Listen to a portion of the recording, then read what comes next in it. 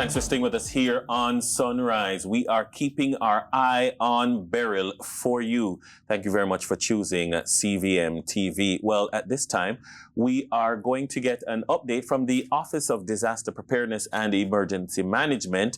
We have the Director General, Richard Thompson, on the line because it is so important to understand the current phase that we are in and where things go from here. Sir Thompson, how are you doing?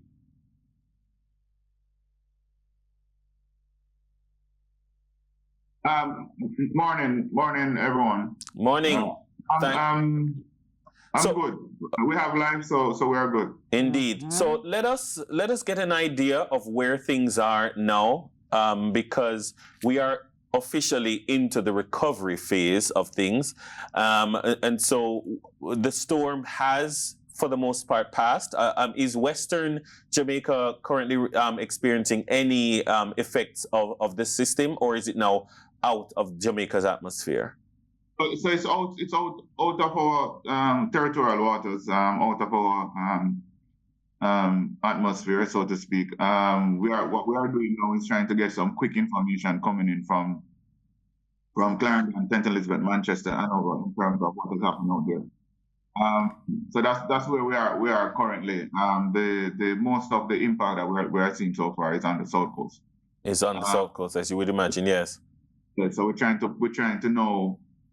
The team has been up from about, well, those who got a little sleep back up, and we're up trying to pull that information in now. Mm-hmm. So what we're kind of doing now is a kind of rapid damage assessment to get some information as to what is happening now. So then, again, in this third phase of the response to Hurricane Beryl, where we are beginning to try to recover, as you would have suggested, the damage assessment is critical. How can persons watching this conversation assist the ODPEM with providing you that critical feedback so that you can do your assessments? Well, they can do still. What happened is that a lot of persons in the communities have information to the local authorities. That kind of connection line. So they can push the information there, and they can also call our lines at the ODPEM and push the information there as well. Because what we want to ensure that information. If you're looking down a bit, I am kind of working and still talking to you. I understand. Go ahead. So we're trying to push that information out, those information lines, so persons can send us those information, because we really want to get the information coming in from the parishes, so we can really have a full appreciation as to what is happening out there, so we can go to the next step. Well, I can tell you one road that's impassable, Shortwood Road, in the vicinity of Shortwood Teachers College. There is a large tree that has fallen, and it has rendered that section of the road impassable. So that will need some support from maybe the National Works Agency to begin removing. If you look at the monitor, that image there is right in front of, or just by the gate to Shortwood Teachers College. I would imagine that persons who would be, trying to make their way down will have to make U-turns. We definitely can share that kind of information. We've been receiving, our reporters have been receiving information from the persons that they would have been speaking with during the course of yesterday as they gathered their stories. And so you can expect a lot more of that, for instance, from your media partners. Yes, and once we get those, it would give us a greater appreciation for us to rapidly pull together that information to get a real good picture as to what is happening. Mr. Thompson, people look to the ODPEM in times like these especially. Is there anything that you would like to say to, the island? You have their ears, you have their eyes at this time. Maybe a last message today for the people of Jamaica. Well, it's still to stay safe. We will be having periodic periods of rainfall throughout the day, and for persons to stay safe. If you don't forget to be out there, still staying. We know that it's rough on some persons now that some persons don't have power. What JPS is saying is about 61% of the country is still out of power because they are turned down power lines.